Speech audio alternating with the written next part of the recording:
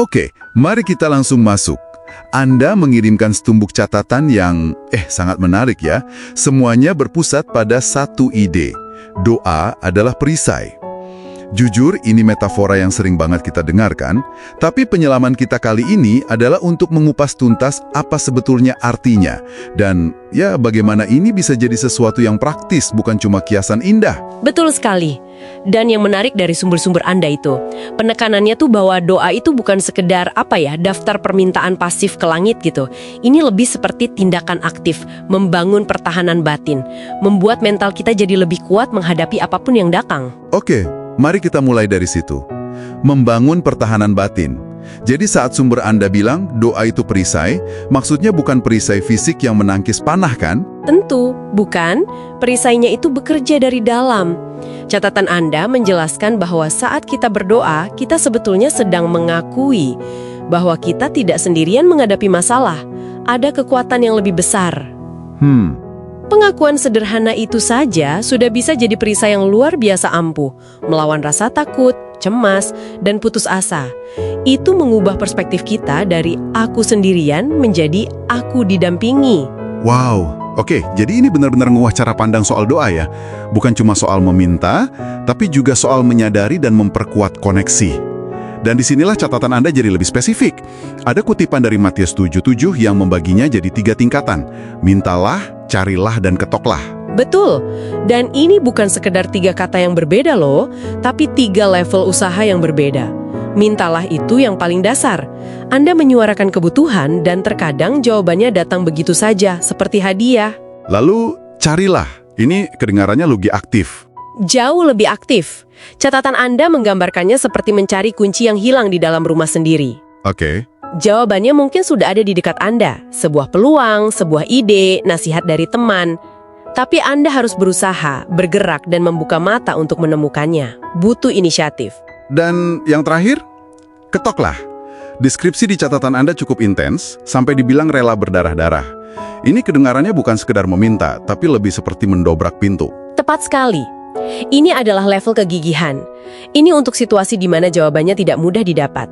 Anda harus terus berusaha, menunjukkan keseriusan dan tidak menyerah, bahkan ketika rasanya tidak ada kemajuan. Ini adalah ujian ketekunan dan iman. Oke, proses 3 langkah ini masuk akal. Tapi jujur aja ya, banyak orang termasuk saya merasa sudah di tahap mengetuk sekeras mungkin, tapi pintunya tetap terkunci. Rasanya doa kita mental begitu saja. Saya yakin catatan Anda juga membahas soal ini kan? Tentu, dan ini adalah bagian terpenting. Sumber Anda menawarkan 2 cara pandang yang sangat kuat untuk situasi ini. Yang pertama, kita diajak untuk mencurigai proposal doa kita sendiri.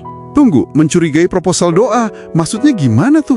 Idenya begini, apakah yang kita minta itu benar-benar roti, sesuatu yang baik dan menyehatkan bagi kita? Oke.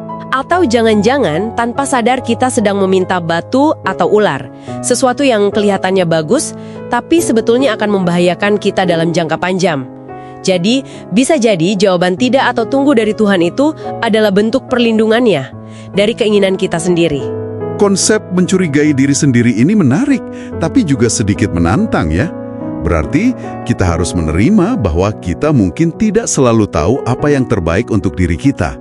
Lalu, bagaimana jika kita yakin sekali yang kita minta ini adalah roti? Nah, disitulah analogi kedua masuk. Konsep meragi doa. Meragi doa? Iya, jika yang Anda minta memang baik, mungkin Tuhan tidak langsung memberikannya, tapi sedang meragikannya. Seperti adolan roti, kan butuh waktu untuk mengembang jadi sempurna. Saya suka ide itu. Jadi penundaan itu bukan penolakan, tapi proses persiapan. Berkahnya sedang disiapkan agar kita menerimanya di waktu dan dalam bentuk yang paling tepat. Oke, tapi jujur, menunggu tanpa kepastian itu kan sangat sulit. Apakah sumber Anda memberikan tips bagaimana menjaga iman saat proses meragi ini terasa terlalu lama? Tidak secara eksplisit, tapi pesannya tersirat. Percayai prosesnya. Sama seperti pembuat roti yang percaya pada ragi, kita diajak untuk percaya bahwa ada sesuatu yang sedang bekerja di balik layar, bahkan saat kita tidak bisa melihatnya. Kepercayaan itulah yang membuat perisai kita tetap kuat selagi menunggu. Jadi kalau kita rangkum untuk Anda, doa sebagai perisai ini ternyata jauh lebih aktif dari yang kita kira. Ini bukan mantra sihir, tapi sebuah proses membangun kekuatan dari dalam. Prosesnya melibatkan meminta, mencari dengan aktif, berjuang dengan gigih, dan yang paling sulit, percaya saat sedang menunggu. Tepat. Dan sebagai penutup, sumber Anda meninggalkan satu pengingat yang kuat. Jagalah hatimu, karena dengan begitu engkau menjaga doamu. Dalam sekali.